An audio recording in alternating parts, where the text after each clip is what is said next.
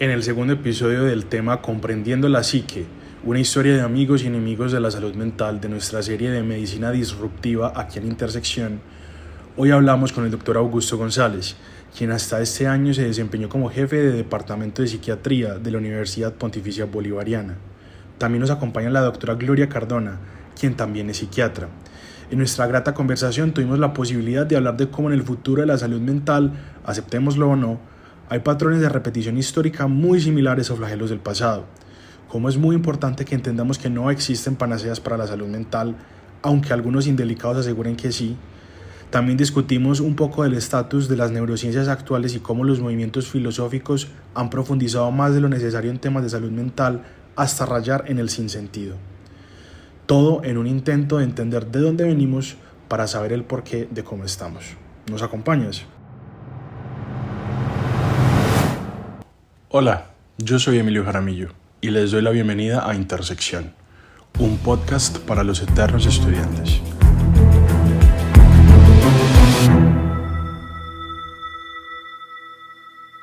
Tenemos el gran placer de contar con la experiencia del doctor en este momento. Doctor, buenas tardes, lo saludo. Buenas tardes. Quisiera que por favor nos cuente usted quién es para empezar esta entrevista. Yo soy médico de la Universidad Javeriana, en Bogotá. Luego hice especialidad en psiquiatría en la Universidad Libre de Bruselas y en la Universidad de Barcelona. Después me vine al país, volví a Bucaramanga, que es la tierra de mis mayores, y trabajé allá unos 3 meses y luego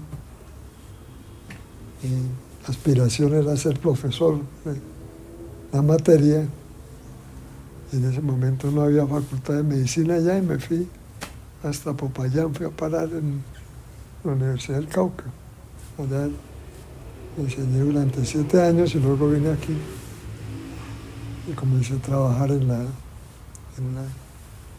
Hospital Mental de Bello. Ahí trabajé durante 20 años y al mismo tiempo comencé a trabajar en el pregrado de la Bolivariana, que estaba recién fundada. Ahí figuro como fundador, en realidad yo no fui fundador, pero sí llegué muy temprano allí. El jefe en ese momento era el doctor Pérez. Y allí he enseñado hasta ahora. Mi función siempre ha sido docente. Casi que terminé en la especialidad en el año 65 hasta ahora. Tengo una experiencia demasiado larga, tal vez demasiado prolongada en la enseñanza, primero en pregrado y luego manejando el posgrado allá precisamente en lo bolivariano, que se fundó en el año 92. Hasta entonces, desde entonces hasta ahora, esa ha sido mi principal función. Eso es lo que me caracteriza. Me ha interesado mucho dentro de la especialidad el aspecto histórico. Entonces, he dedicado mucho tiempo y gran parte de mi biblioteca está dedicada a la historia de la psiquiatría. Y me han interesado otros aspectos de la historia, pero que son grados menores. Me ha interesado la historia del cine, he estudiado bastante. Y curiosamente la historia del automóvil, que es muy simpática, ¿verdad que? Pero la historia de la psiquiatría me ha interesado muchísimo para saber de dónde venimos y para dónde vamos. Eso, la historia de la gran consejera en ese sentido. Claro. Doctor, yéndonos de la mano de eso que usted nos comenta de su interés en la historia de la psiquiatría, yo quisiera saber, por mucho tiempo se habló de una perspectiva muy localizacionista que le dicen de las funciones, las virtudes del cerebro, de cómo se le atribuían ciertas habilidades o déficits a ciertas áreas del cerebro, y cómo se empezó a segmentar, por decirlo así, todo lo que tenía que ver con la mente, el cerebro, la personalidad y demás. Yo quisiera preguntarle a usted qué tan vigente cree que en este momento las neurociencias se separen de la psiquiatría, o que exista por un lado una rama de neurología, por otro lado una rama de psicología, por otro lado una rama de psiquiatría.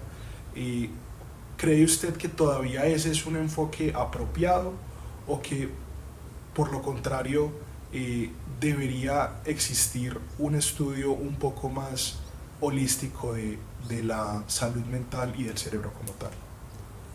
Bueno, ¿no? El estudio del cerebro a veces, desde la época de los griegos, es que todo lo que signifique medicina está relacionado con la medicina griega. Es decir, es cuando se forma una verdadera escuela. Y desde entonces, desde la medicina hipocrática, había interés mucho en apartarse de las concepciones anímicas y hablar precisamente del cerebro. Entonces, el mismo Hipócrates señala, pues, cómo nuestra risa, nuestro llanto, nuestras emociones pertenecen al cerebro. De verdad que había una noción, pero una noción muy elemental. Los griegos mismos pensaban que una de las funciones del cerebro era producir flema y sacarla por la nariz. Era una cuestión muy elemental. Pero eso dio lugar a ciertas clasificaciones basadas en los humores orgánicos. La bilis, que fundamentalmente dio lugar a las primeras nominaciones de enfermedad mental, como la melancolía, que se suponía que era producida por una falla en la bilis negra. Y surgieron entonces de ahí, a través de las funciones cerebrales, otros aspectos como serían la bilis amarilla, la flema, y eso dio lugar a clasificaciones sobre las formas de ser. Los temperamentos nacieron desde entonces. ¿Verdad que estamos hablando de medicina de hace 2500 años?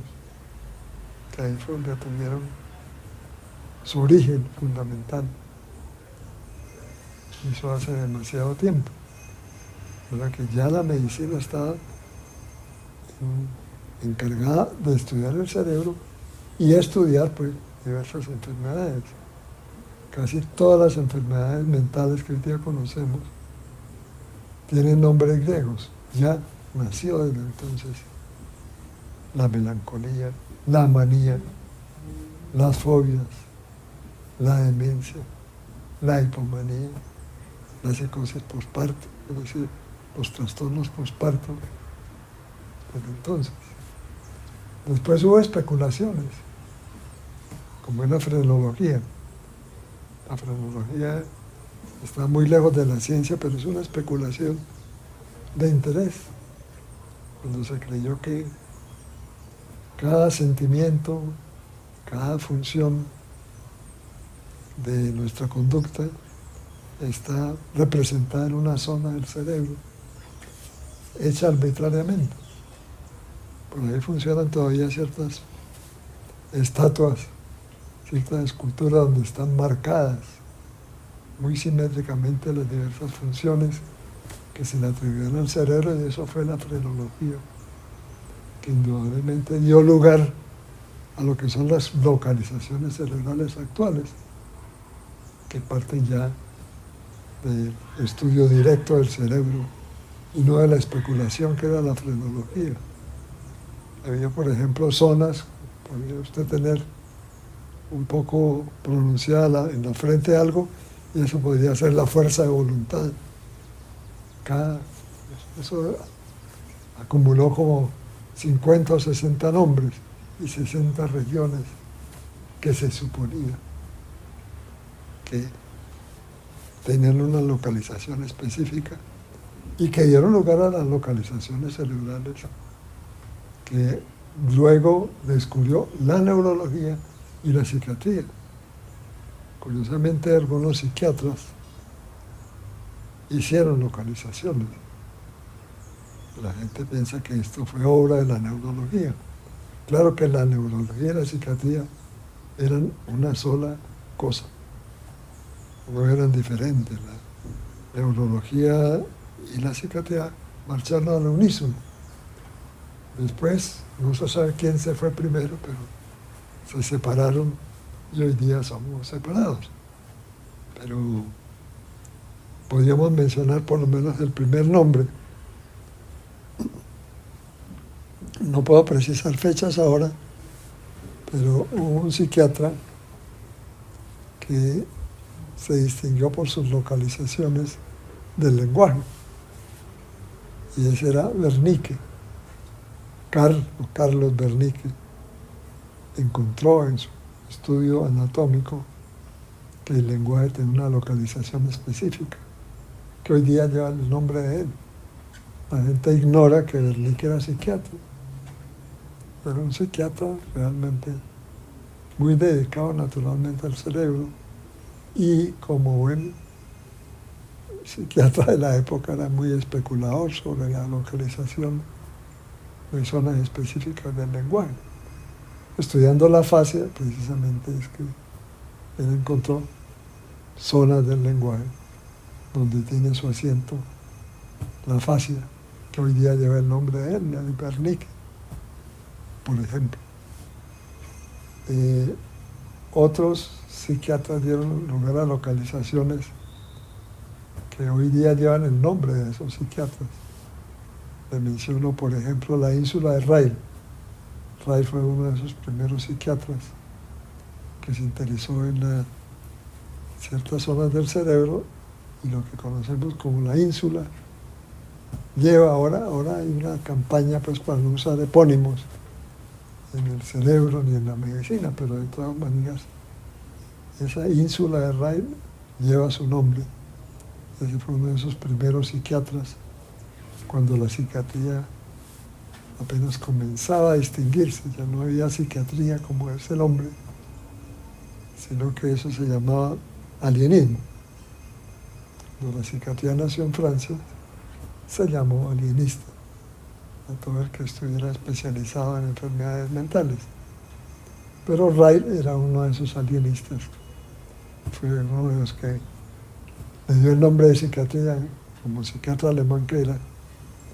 Entonces le dio ese nombre fundamentalmente a la ínsula, que es una formación gris central. Otros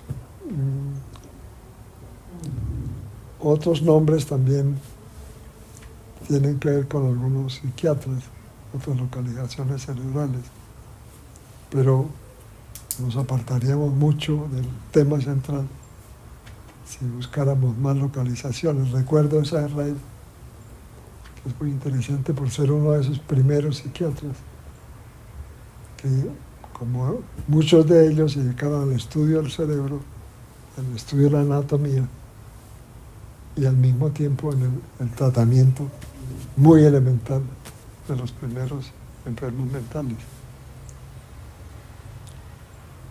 Ok. Yéndome de esto último que usted me comenta, a mí me surge la duda, conociendo que esta disciplina del alienismo, que fue la psiquiatría primitiva o primigenia, por decirlo así, o el precursor de la psiquiatría actual, y que hubo un momento en la historia en el que realmente no se percibía la diferencia entre o la psiquiatría o la neurología, sino que era algo un poco más unido, y en este momento pues es todo lo contrario. ¿Creería usted que es momento de volverlas a unir o de trabajarlas paralelamente? Bueno, es muy difícil ya pues, hacer una unificación, diríamos, de los mismos orígenes. Los orígenes son los mismos, pero unificar actualmente cada cual ha marchado por su lado. Indudablemente la psiquiatría ha hecho progresos en algunos aspectos y la neurología por otro. Sin embargo, hay muchos fenómenos, muchas enfermedades que necesariamente compartimos. La epilepsia, por ejemplo, la ven los neurólogos y la vemos los psiquiatras. A veces tenemos que pedir auxilio para ciertos fenómenos que no conocemos. Pero la demencia, por ejemplo, que fue muy propia de la psiquiatría, ahora es algo repartido. Vemos demencias tanto los psiquiatras como los neurólogos.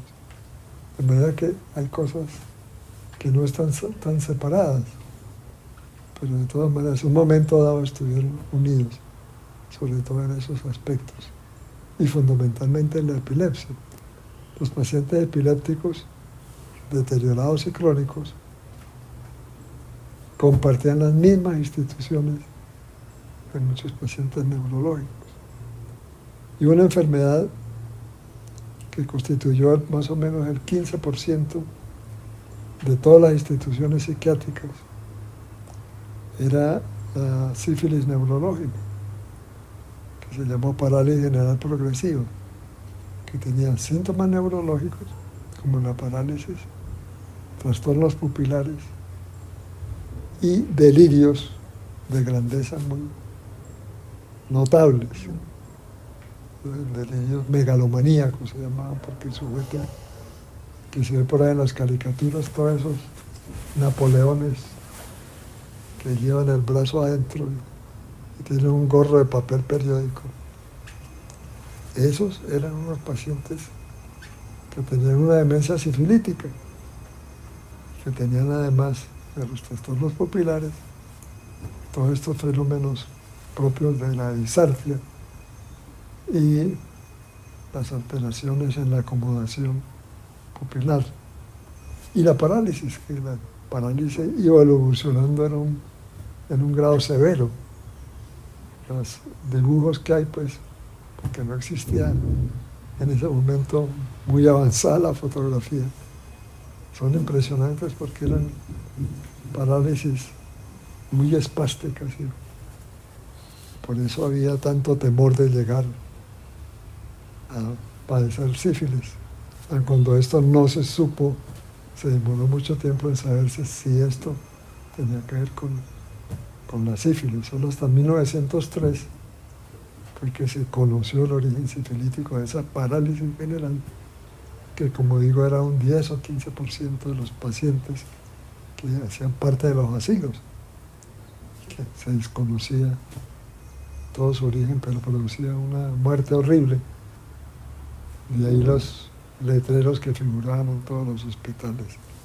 Es el que no le tema a Dios, que le tema a la sífilis. Algunos de mis compañeros de los bien inquietos decían por fregar, el que no le tema a Dios, que le tema a la gripa cuando le da a uno gripa. Pero entonces siempre era imposible separar una cosa de otra. Lo que pasa es que el tratamiento, curiosamente, vino dado por lo fundamental por un psiquiatra que es el único psiquiatra que ha ganado el Premio Nobel de Medicina, solo uno, que se llamó Wagner Jaurek. Él, en ese momento ya Ehrlich había encontrado el tratamiento de la sífilis primaria y secundaria por medio de los arsenicales. Pero para la sífilis cerebral y para la tabes dorsal no existía tratamiento. Y sobre todo la demencia sifilítica, o la parálisis general progresiva, como se llamó, no tenía tratamiento porque ninguno de estos arsenicales atravesaba la barrera hematoencefálica. Entonces Wagner von Jaurek, el von se lo puso después, yo creo. Eso toda gente que se siente importante en Alemania se pone el von, que es símbolo de nobleza. Entonces todos esos von que aparecen por ahí, eso es alguien que se lo pone, o de pronto ha nacido de cuna muy noble y ya lo tiene. Pero muchos médicos se lo han puesto por la importancia que han tenido. Entonces, von Jauregg lo que observó es que la fiebre, cuando padecían estos paralíticos sifilíticos, padecían fiebre, mejoraban de sus síntomas de la parálisis general y de los delirios. Entonces resolvió inyectarles sangre de algunos palúdicos. La malaria entonces vino a hacer el papel de tratamiento de la sífilis cerebral, a pesar de que ponía algunas muertes.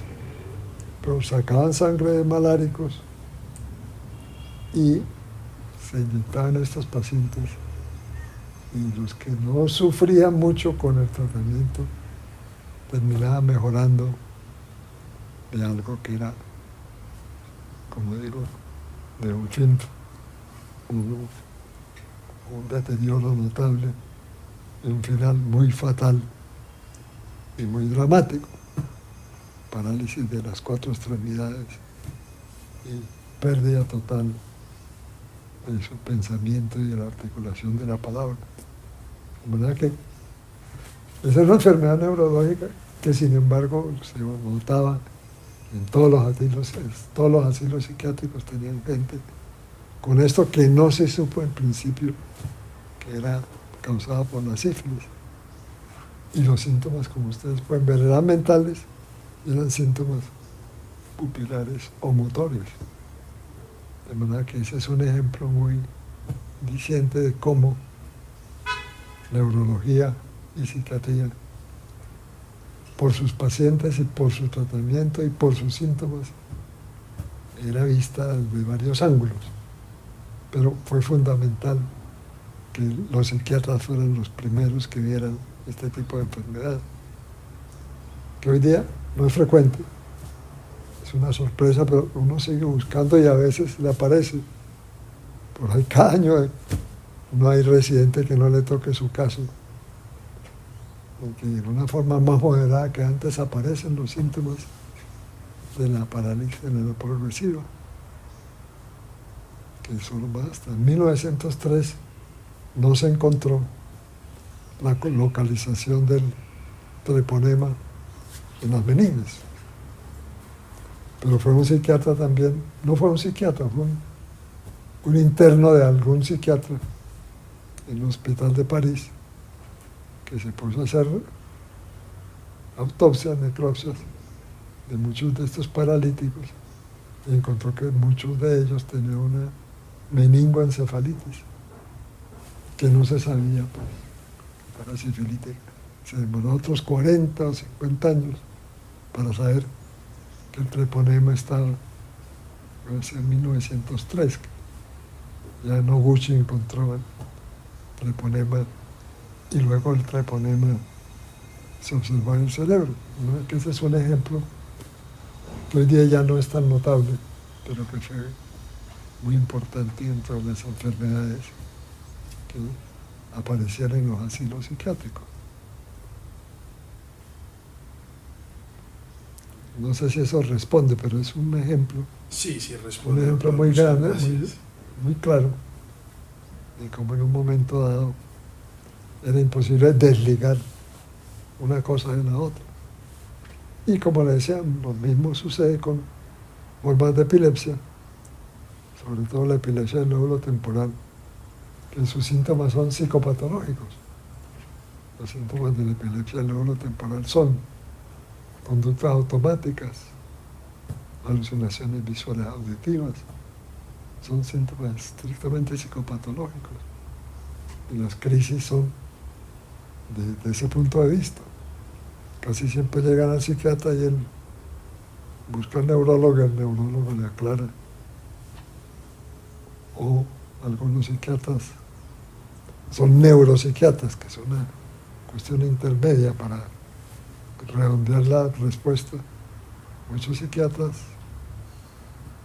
hacen neurología o hacen un estudio neurológico y se autotitulan neuropsiquiatras, porque están interesados en muchos aspectos cerebrales o encefálicos de la psiquiatría. De manera que ahí surge otro punto de contacto muy estricto. Doctor, a mí me causa mucha curiosidad el hecho de cómo pareciera que hay eventos a lo largo de la historia de la humanidad que nos han hecho un poco más conscientes de la importancia o de la relevancia de la salud mental para la salud en general. Se me ocurre puntualmente la pandemia por COVID-19, pareciera que fue un catalizador, por decirlo así, de un montón de movimientos a lo largo del planeta que hicieron que nos hiciéramos más conscientes de la importancia de la salud mental.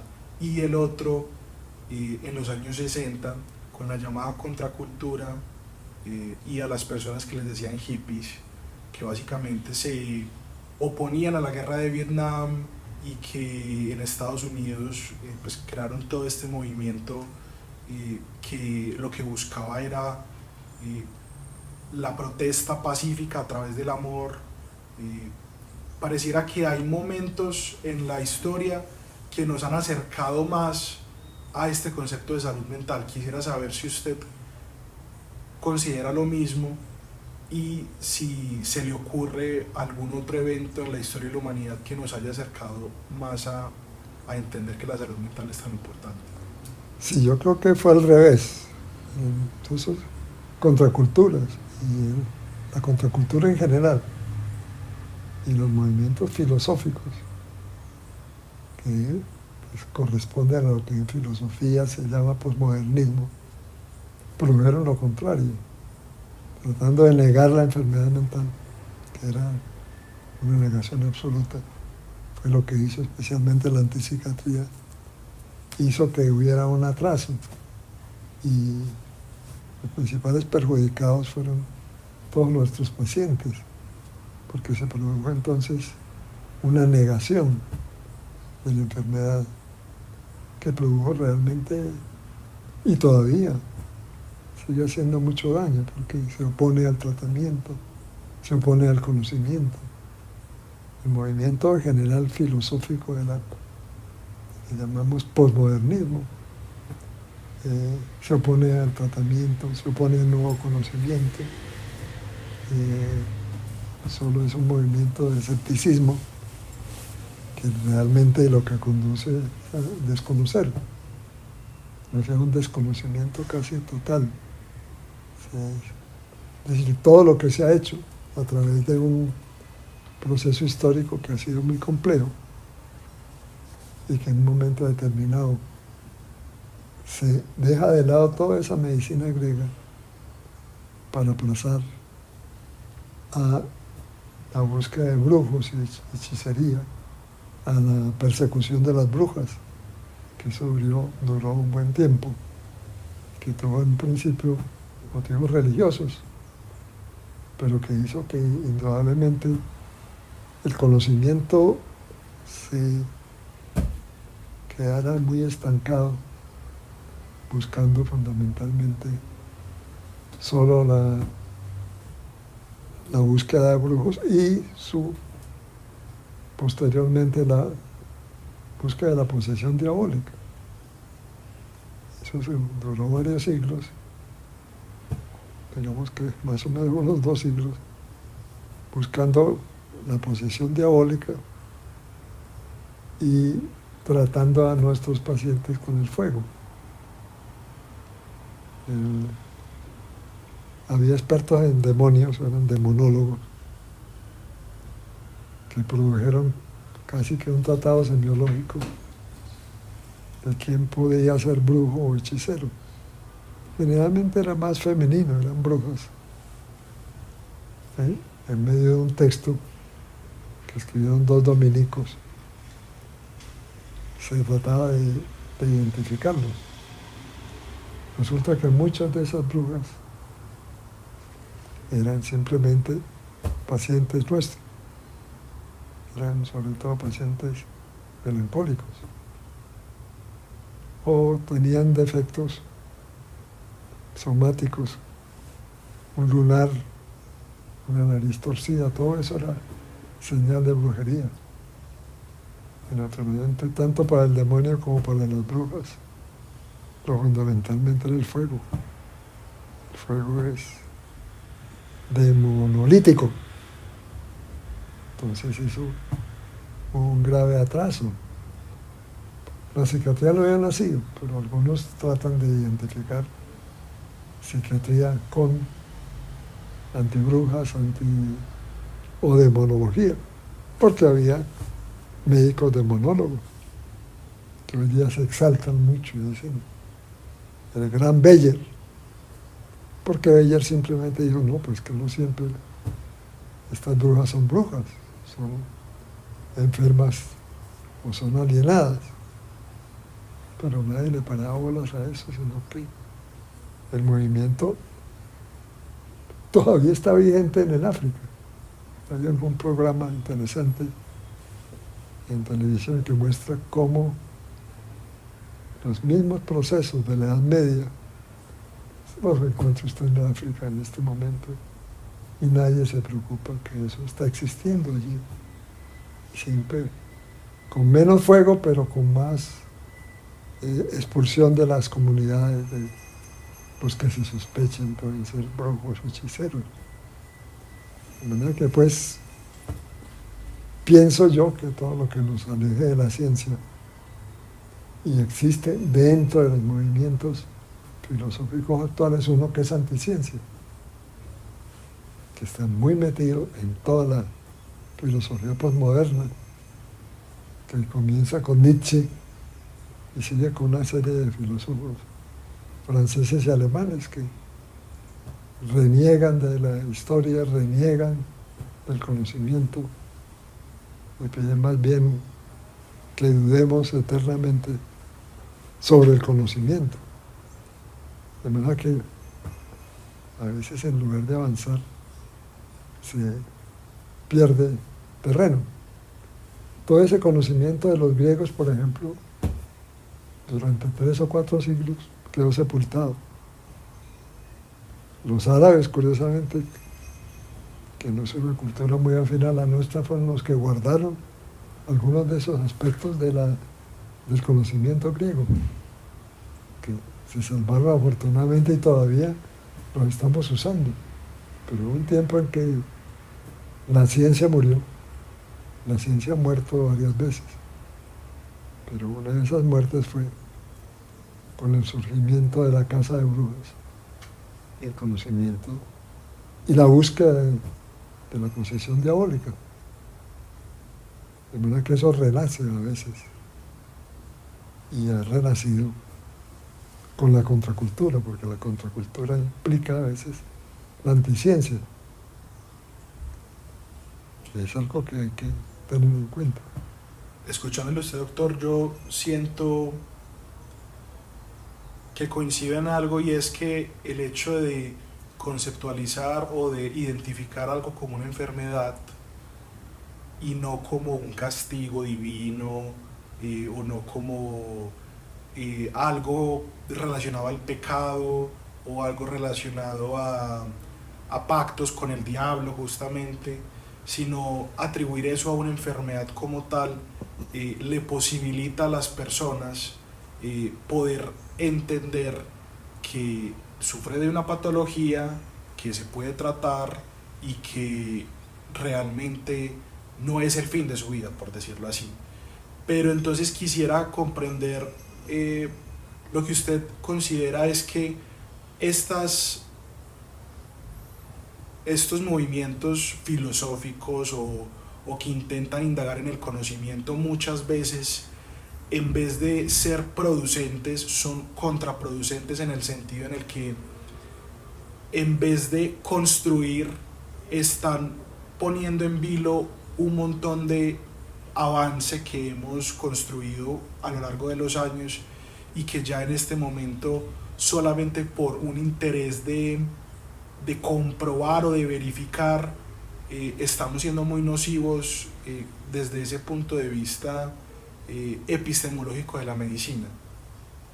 Sí, sí, porque es que el problema no es la medicina misma, pues que uno tendría dificultad en definir hasta dónde va lo científico en medicina y dónde van otros aspectos, porque la medicina no siempre es científica, sus orígenes no siempre son científicos, pero la lucha anticiencia en general sí produce un atraso considerable.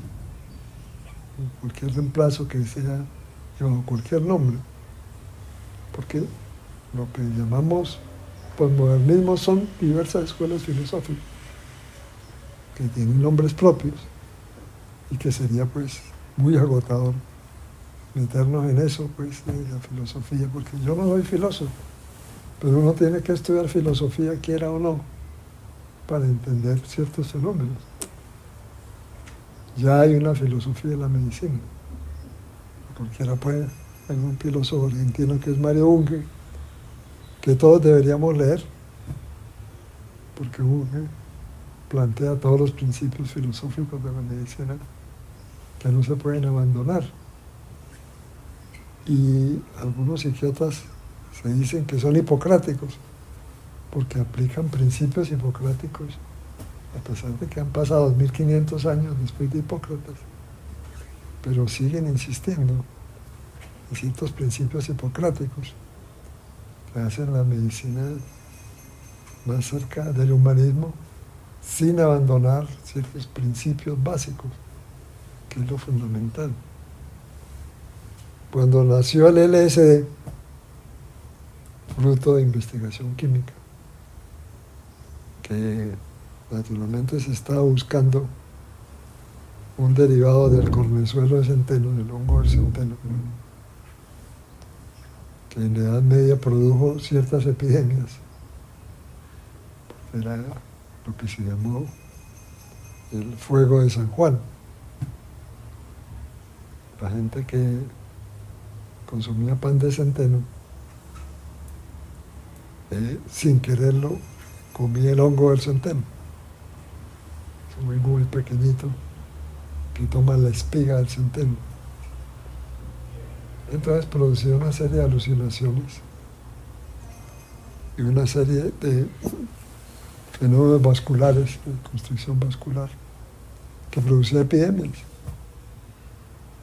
que se llamaban así, el fuego de San Juan.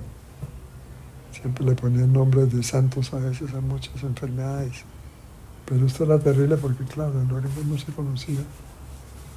Se pensaba siempre en un castigo divino. Entonces, ese hongo del centeno, estudiado ya en el siglo XX por un químico suizo que se llamó Hoffman, él encontró varios productos derivados de ese hongo del centeno, entre otros pues el LSD, que es simplemente una sigla en alemán, Lysergic, L de Lysergic o Lysergic, Säure, que es ácido en alemán, dietilamide. El hombre aspiró sin querer las pipetas ya no eran tan buenas, aspiró algún miligramo, los miligramos, y se fue a su casa en bicicleta y descubrió que la bicicleta no se movía muy lentamente. Es decir, era uno de esos principios psicotrópicos del ácido que anula la condición del tiempo y el espacio. Por eso celebra en el libro, el día del LSD, lo celebraron con una estampilla que hay una bicicleta. Se celebra el día de la bicicleta, pero en realidad, secretamente, es la celebración del LSD. Que luego vino a comprobar que había sustancias que eran alucinatorias, que eran ilusionógenas, porque alteraban el tiempo y el espacio, producían luces multicolores, producía movimientos o alucinaciones somáticas, pérdida del espacio, etcétera, etcétera. Eso sirvió como, hablando de contracultura, para que un profesor de Berkeley predicara el uso del LSD, que eso era lo que podía producir felicidad. Después se dieron cuenta que esto no era nada de feliz hacia la gente, sino que era un fenómeno, o que fuera a cambiar su manera de pensar, eso era lo que se pensaba. Y eso hizo parte de un movimiento contracultural, es el uso del LSD y otros alucinógenos que hoy día están en la medicina, no solo el LSD, sino otras sustancias alucinógenas que se proponen como terapéuticos. Ahí está el problema, pero eso es muy actual. La ketamina, por ejemplo. La ketamina no... Es un anestésico, pero... Sí, es un derivado químico, es decir, de un anestésico que fue veterinario en un comienzo, anestésico para perros. La ketamina, sin embargo, en psiquiatría es terapéutica. Pero también produce fenómenos psicotrópicos. Claro, produce fenómenos alucinatorios a diversas dosis, pero ya su uso en medicina y en psiquiatría específicamente como antidepresivo es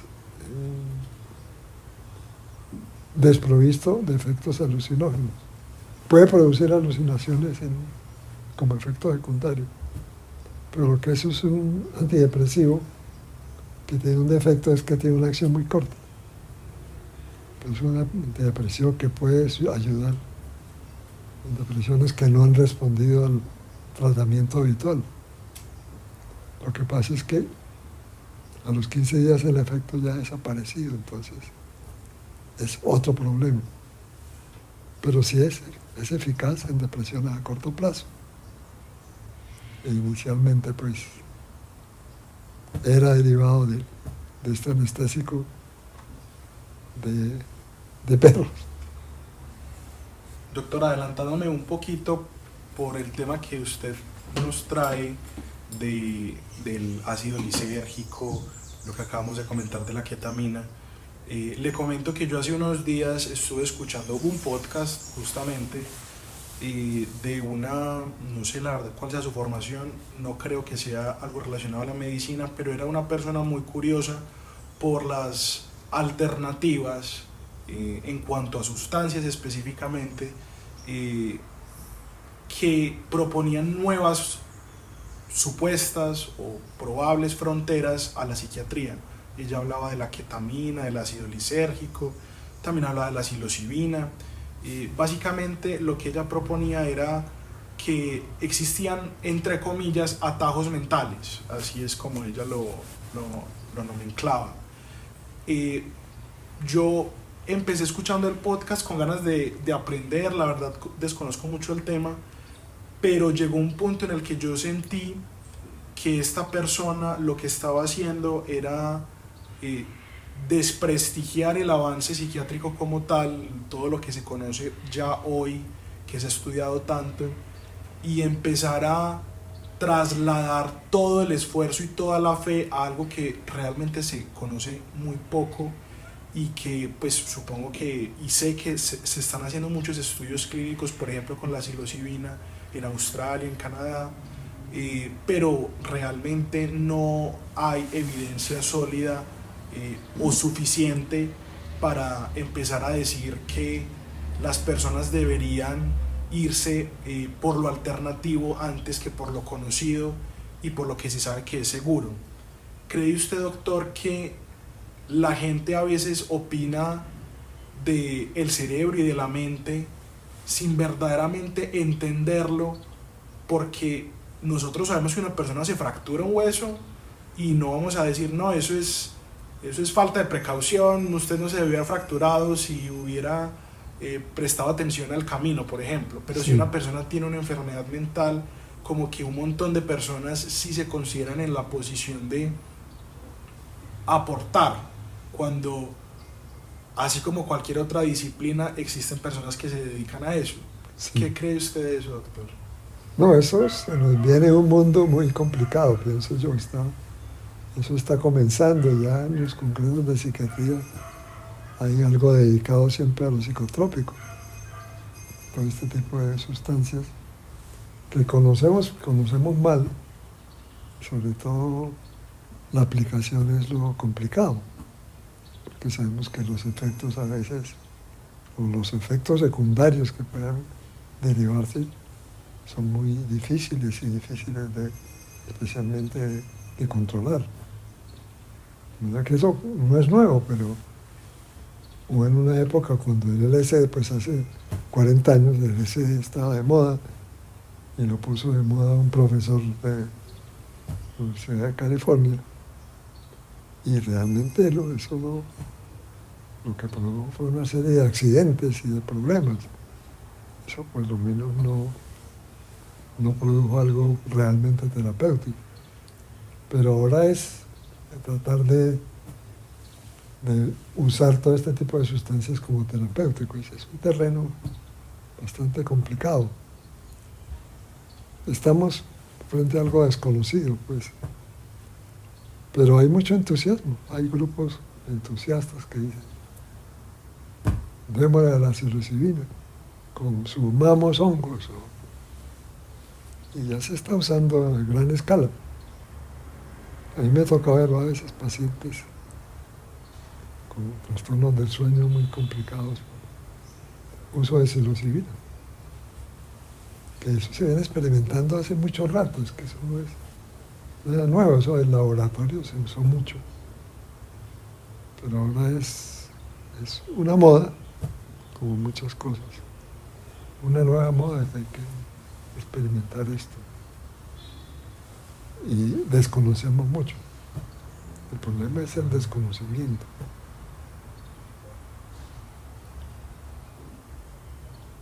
Yo, por lo que he leído, he visto que hay muchas, pues la psilocibina no viene de una planta, pero hay muchos hongos y plantas que por cierto tiempo en la historia han estado de moda y se ha entendido verdaderamente para qué sirven, cuáles son sus límites, sus posibilidades, y se han dejado para eso y se sigue avanzando con lo siguiente. Como que pareciera que se coge, por ejemplo, el cannabis, y en este momento se cree que sirve para absolutamente todo, o sea, como si no hubiera un límite o como si no tuviera una envergadura de lo que verdaderamente es capaz de tratar, y se le atribuyen un montón de posibilidades terapéuticas solamente porque es novedoso. ¿Cree usted que...? Usted ya lo dijo. La respuesta está muy clara, es que hay una atribución, hay un falseamiento, hay una exageración. Entonces estamos frente a algo que no es adecuado, que ahí vale la pena el escepticismo frente a eso, porque hay demasiado entusiasmo. Y algo que ya conocemos, que se ha experimentado bastante y que hay exageración. Y hay fanatismo. Donde hay fanatismo las cosas se complican, ¿no? Pero eso lo ha dicho usted mismo. Hay virtudes que no tiene el cannabis. Hay otras que de pronto desconocimos y que son aplicables. Lo vemos que son como algo muy grande y que pues, son importantes. Por ejemplo, el efecto anticonvulsivante de cannabis es interesante. Vale la pena. Seguramente lo hemos ignorado. Pero eso no quiere decir que esto sea la panacea, precisamente. Hay una exageración en eso. Pero eso ya ocurrió, hace 30 años ocurrió con el LSD. Y ahora ocurre con la psilocibina. Y con los hongos, con el psilocibe.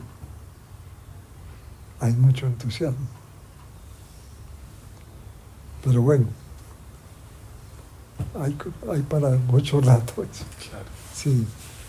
Yo creo que el problema con estas alternativas terapéuticas no es como tal que haya entusiasmo, porque creo pues que está bien que se investigue y que se indague, pero es más eso que usted comenta de el hecho de atribuirle una panacea o el concepto de una panacea a estas terapias que realmente, como cualquier otra cosa, tienen sus límites. Y pensando en esto que esta persona llamaba como atajos mentales, yo pensaría que es problemático porque a veces lo que tiene que hacer el ser humano requiere mucho esfuerzo y mucha dedicación en su proceso como tal para mejorar su salud mental, y de pronto no es tan inmediato, y lo que estamos buscando es algo muy inmediato.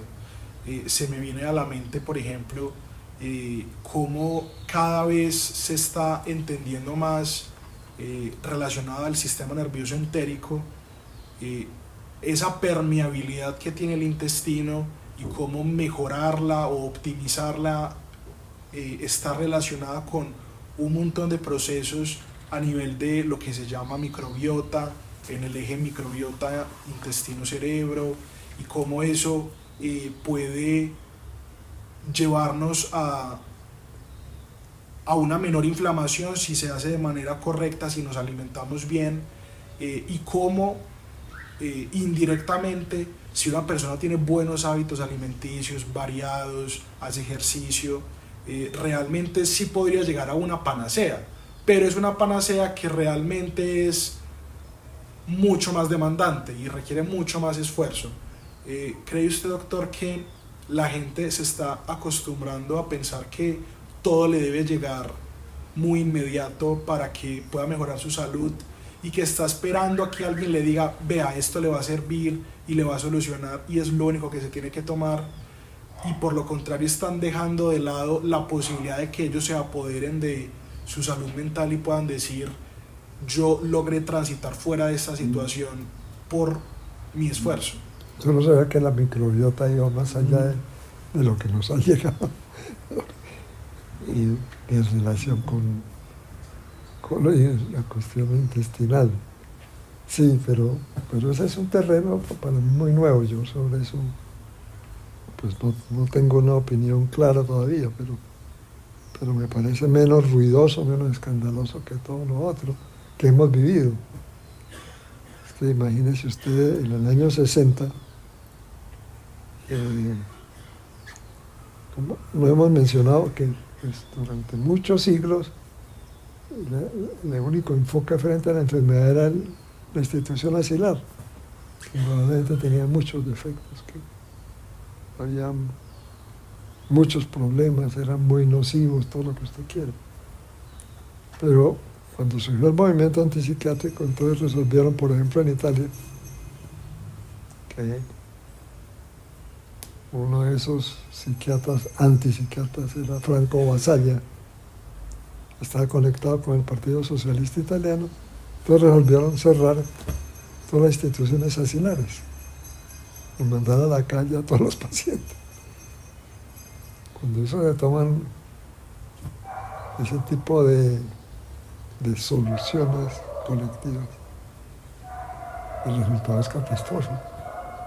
Todavía están sufriendo esos pacientes, pues, que no entraron a la calle en unas condiciones muy precarias y muy difíciles. Eso no produjo nada positivo, sino más problemas, más, a pesar de que eso ha sido reformado, pues. La institución asilar, pues, en gran parte dejó de funcionar como tal. Pero imagínese usted todo el sufrimiento que esto produjo y todo el atraso que se vino presentando. En cambio se desconocen pues grandes momentos de la psiquiatría que indudablemente han sido lentos, pero que han producido cambios precisamente institucionales. Cuando usted menciona las plantas, entonces uno sabe que gran parte de los medicamentos o alguna parte de los medicamentos tienen un origen botánico. El primer antipsicótico que fue el primero que se produjo, tiene origen botánico. La gente no sabe eso, curiosamente. Pero en la India, y aquí en Colombia también la hay una planta que se llama Rauwolfia serpentina, un nombre científico, que era usada en la India para picadura de serpiente o mordedura de serpiente. Y notaban que también algunos pacientes podían responder a extractos de esta planta, la Rauwolfia serpentina. Resulta que comenzaron a investigar que uno de los efectos de esta Rauwolfia, esta planta, que existe aquí en el Tolima, que en el Tolima existe, es la única zona en Colombia que hay ese tipo de planta. Yo tuve un profesor, farmacólogo europeo, que él fue el que, andando por los caminos del Tolima, encontró que ahí estaba la Rauwolfia. Curiosamente tiene las hojas o los troncos, se parece a una serpiente, por eso por asociación era que se usaba en la India, en medicina ayurvédica. Pensaban, esto es bueno para la serpiente, porque tiene forma de culebro. Pues bueno, de ahí salió la reserpina, que fue el primer antipsicótico. Claro, no se toleró muy bien.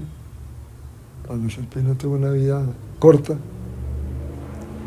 y hoy día existe el mismo producto, pero sintético, por un precio muy alto, que sirve para el tratamiento de Gilles de la Tourette y no sé qué otras cosas, pues, pero es una cosa escandalosa. En cambio, la reserpina es una medicación muy barata en su época, que naturalmente por los efectos secundarios y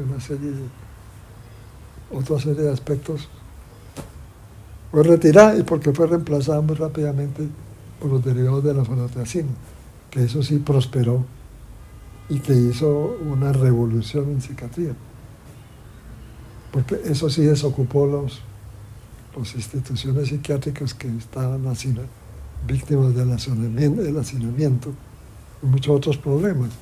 Hubo un cambio en el año 60, casi que fue paralelo con la aparición de la antipsiquiatría. No existen enfermedades, decía la antipsiquiatría. Los psiquiatras decíamos, sí existen las condiciones de pobreza en las instituciones, hay que combatirlas, pero tenemos además cómo mejorar a los pacientes y mandarlos a la casa. Ya comienza a aparecer eso es un avance muy grande que hubo en el año 53, que todavía somos beneficiarios de eso. Entonces, pero la posición de la antipsiquiatría frente a eso era, no tratemos, porque eso es una fantasía que se han inventado algunos. Y Foucault, uno de los filósofos típicamente posmodernistas, decía que eso era que no eran enfermedades, sino que eran producidas por la gran encerrona que hubo en tiempos de algunos de los Luises en Francia. Y encerrona de gente no hubo nunca.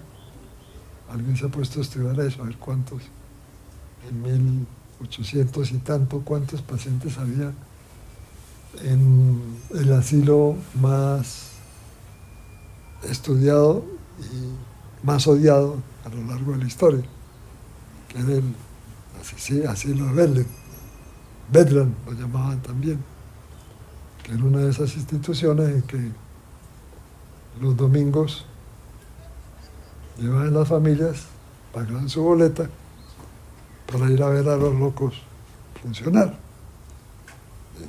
Tan deplorable era el Bedlam. Pero resulta que en el Bedlam, con todo su odio que puede generar, no había más de 50 pacientes. Esas grandes instituciones ya de muchos pacientes son instituciones americanas. como las hay en Atlanta. ¿Sí? Instituciones para 400 pacientes, pero eso es una cuestión muy americana, curiosamente, ¿no? Hace parte de la historia, pero la historia norteamericana. Pero Bedlam, famoso, el más famoso de todas las instituciones, de todos los asilos conocidos, no tenía tantos pacientes como se piensan, de que simplemente los que fueron opositores al gobierno fueron hospitalizados como locos por ser opositores. Esos son aspectos típicamente históricos. Por eso uno cuando estudia la historia ve que a veces se falsea, y se falsea con fines publicitarios para el que lo dice, o a veces con otros fines, que son inconfesables a veces. Tenemos todos esos problemas que no han desaparecido, porque indudablemente las instituciones tienen que cambiar. A mí que me tocó el viejo hospital, yo digo viejo y resulta que no era tan viejo. Ha sido fundado por ahí en el 56, el nuevo hospital de Bello. El de ahora, entonces uno queda sorprendido y dice, esto es una cosa maravillosa. No sé si usted ha ido al hospital los últimos 2 años y es una transformación que uno dice. Había el dinero para hacerlo, pero los prejuicios no dejaron. Pero bueno, nos hemos desviado del tema fundamental. Doctor, para finalizar, yo le quisiera hacer una pregunta que va de la mano de lo que usted acaba de nombrar, que es que habían recursos, pero que simplemente no se destinaron para el desarrollo de la atención de la psiquiatría como tal, y yo creo que eso va mucho de la mano de esa vergüenza que muchas personas sienten al confesar que padecen la enfermedad psiquiátrica. Mi pregunta es, ¿cree usted que este movimiento antipsiquiátrico está relacionado con esa vergüenza que sienten los pacientes o las personas que deberían ir a un servicio de psiquiatría y no lo hacen? ¿Y qué podría hacer el área de la salud para invitar a estas personas a entender que es una enfermedad como cualquier otra y que hay mucho por hacer? Sí, no, hay cosas que se le pueden atribuir a la antipsiquiatría, pero esa no, porque el estigma ya existía. El estigma de los pacientes psiquiátricos ya venía desde mucho tiempo antes. Si usted estaba hablando de posesión diabólica para los pacientes, ya eso era un estigma muy grande, porque eso era ya el exterminio. O lo que ocurrió en la Segunda Guerra Mundial, cuando la esterilización de pacientes masiva por parte del nacionalsocialismo, eso era ya un estigma muy grande. De manera que el estigma existe desde hace muchos siglos. En otra época, cuando no había las instituciones, el paciente lo trataban en la casa, sobre todo en los libros de historia figura lo que hacían en los campos antes de que existiera cualquier institución. Si es que la institución era la culpable del estigma, que en gran parte sí. Pero lo que hacían en los campos era simplemente el establo estaba destinado a eso. El tipo está muy inquieto, está muy agitado. Metémoslo en el establo y allá lo encerramos. Para no llevarlo a la institución que se suponía era una institución estigmatizante. Pero por fuera la cosa era peor todavía. Pues. Entonces, por todas las características de las enfermedades, especialmente los pacientes agitados, todos los pacientes de las grandes entidades psiquiátricas han sido estigmatizados desde mucho tiempo antes de la existencia de la antipsiquiatría misma. Ya venían con eso y sigue. Una de las labores es combatir el estigma.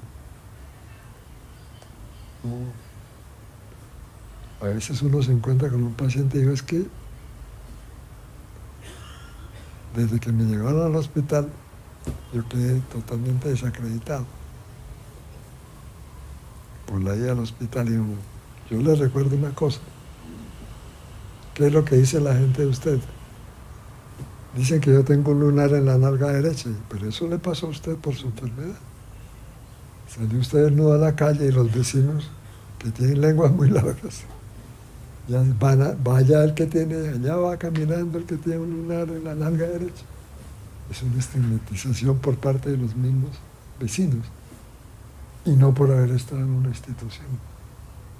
Pero es esa parte de esa estigmatización que hay que seguirla combatiendo, porque eso es algo vivo y activo y sigue la estigmatización para los enfermos mentales y para otro tipo de enfermedades que ahora han disminuido, pero para otro tipo de enfermedades también esto tiene mucho estigma.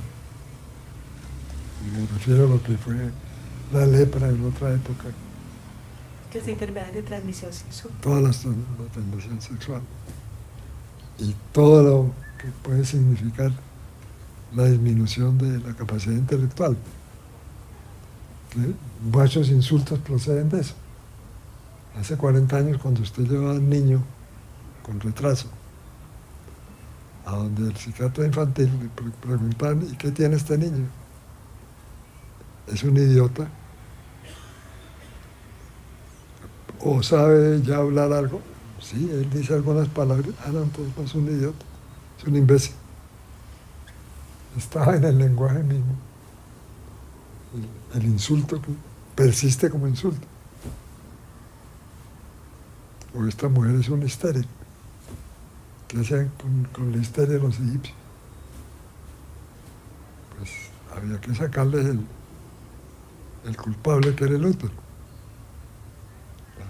La histeria era por un útero móvil que se desplazaba y hacía muchos daños en el organismo. Entonces, muchos histéricos fueron quemados también en la hoguera. O muchos maníacos que decían, yo soy el Dios que viene a salvarlos, un hereje, a la hoguera. Que ese estigma viene a lo largo de toda la Edad Media. Y curiosamente los griegos no tenían hospitales propiamente. Pero las instituciones que servían de base en los griegos, al contrario, se trataba de borrar el estigma. En esa época, hace 2500 años, en la época de Hipócrates. Mira que son cosas que han aparecido en etapas más modernas y que indudablemente hay que combatir. Muchas gracias, doctor. Este fue un espacio con el doctor Augusto González. Doctor, agradezco mucho el espacio que nos brindó y feliz tarde. Lo mismo les deseo a ustedes.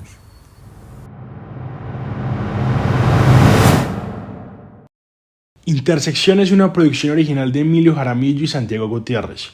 Su contenido está únicamente dirigido con propósitos informativos y educativos.